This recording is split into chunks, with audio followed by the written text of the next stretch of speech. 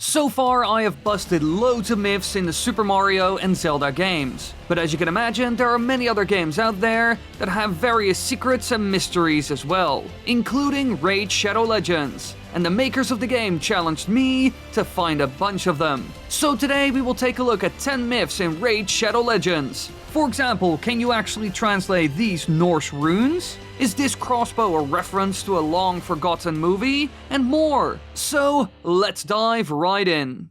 Number 10.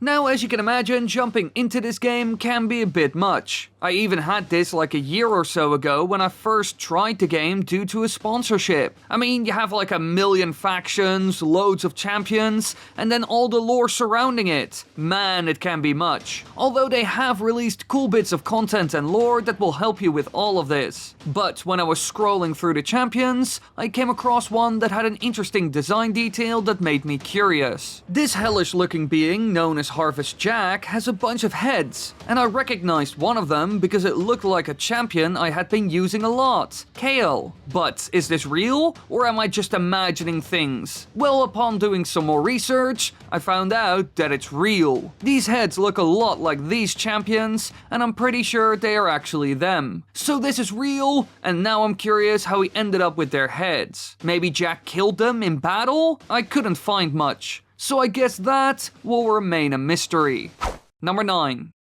Now in the game, there are multiple ways to use certain champions that aren't that good or you don't use that often. For example, by improving others. One place where this can be done is in the tavern. Here I usually go to get rid of common champions to level up the ones that I actually like. But when I was looking for myths for this video, I saw someone on the Raid Shadow Legends Reddit claim that the bear rug in the background is actually Ursine Ironhide. This cool looking champion that I don't own yet, but I would love to because he is pretty powerful and he looks badass. However, is this claim really true? Well, when you look closely, you can see one problem with all of this. The color is off. Ursine Ironhide has a much darker coat, which I as a colorblind person can even see. So yeah, this claim is false. Number 8.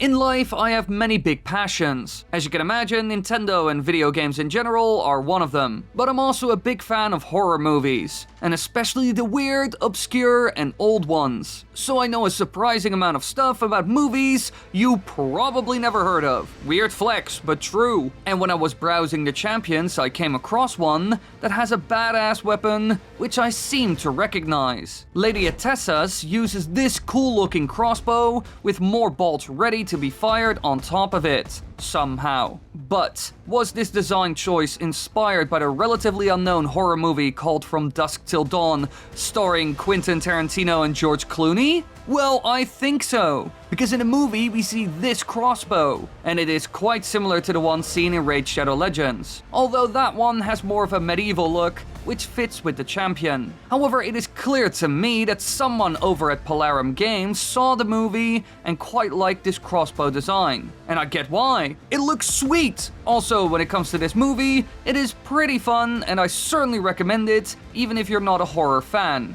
It really isn't that scary, to be honest. But it's also no masterpiece. It's mostly very unique and has some good action. Number 7. Now that all of you know my love for horror, especially the weird kind, I also have to admit that Raid has many cool monsters. Sure, they are champions, but it's hard to say that when they look like some being from a Junji Ito manga or some monster movie. For example, these two. Man, they're terrifying. But there's another that captured my attention after I saw a crazy claim about him online. Claude the Beast Feeder, this gigantic brute that has a cage on his back. And according to some, there is really someone in there. And as you can see, this is true. A human seems to be stuck in it, and I bet it's going to be fed to some beast that Claude takes care of. Sadly enough though, we can't really see who it is, and the person also doesn't move, so maybe they're not alive anymore. Still, it's cool to see that this little detail is true. Number 6.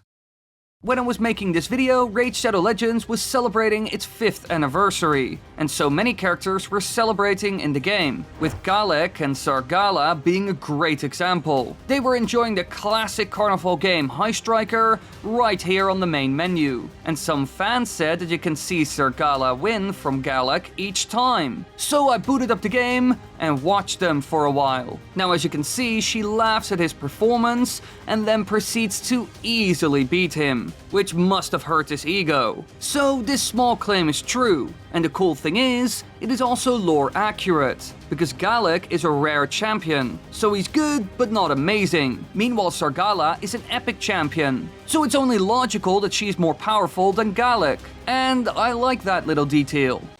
Number 5. Once you start looking into the stories behind the champions in Raid Shadow Legends, you quickly notice there's a lot more going on than first imagined. Although some things aren't explained in the end, which isn't a bad thing. I mean, a bit of mystery can be a great thing. And on Reddit, one player noticed that the champion Mighty Ugo from the Skinwalkers has a tattoo of someone called Peggy, a pig woman. So I went to check if this can really be seen. And yeah, you can see it right here. But who is this even? Well, I couldn't find much in-game or online. But since this champion looks like a warthog, it could be that this woman on his arm is actually his wife. But there's no lore about this at all. So I have no idea if this is true. But maybe in a future update, we will learn more. Number 4. When you first get into Raid, you will notice there's so much going on, and there are many different locations on the main screen. However, only one of them is truly unsettling: the Altar of Souls. When I first went there, I noticed all these creepy voices in the background. And so I wondered, do these voices actually say something? Because it sounds like spooky gibberish normally. But what happens when you reverse this? Will you actually hear something or not? Well, I tried this, but nothing really changed. Here, just listen.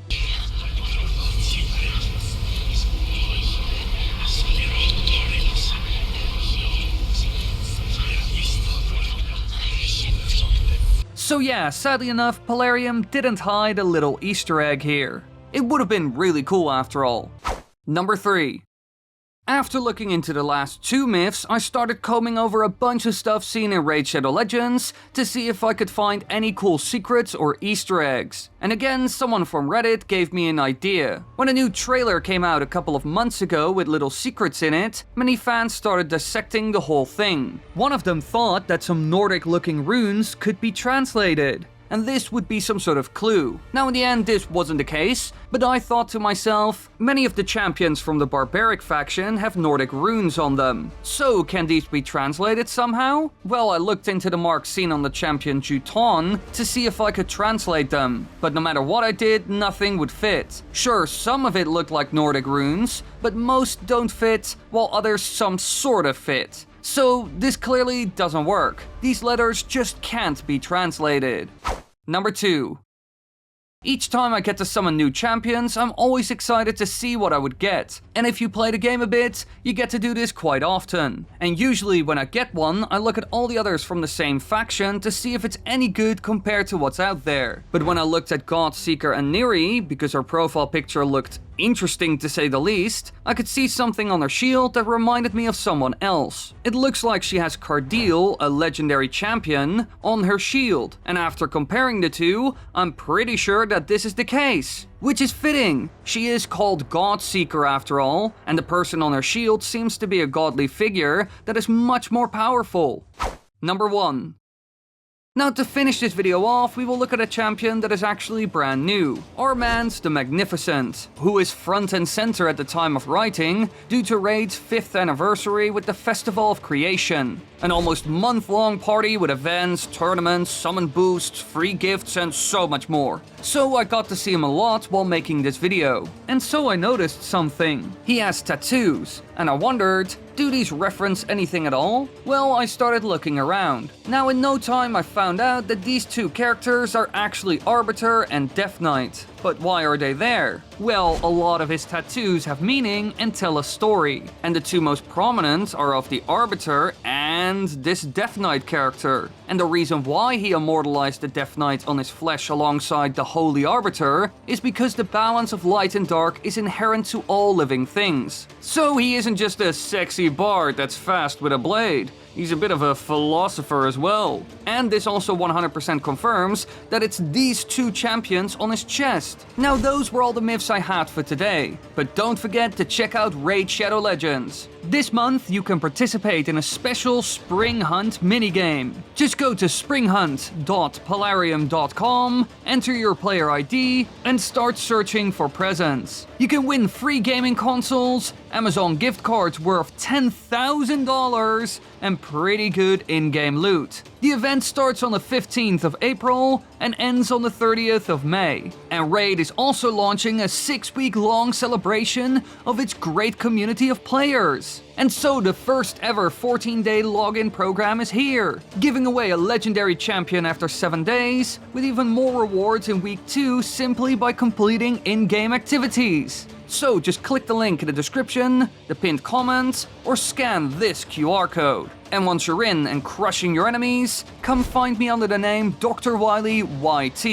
and join my clan, Wily's Warriors. And together, we'll be legends.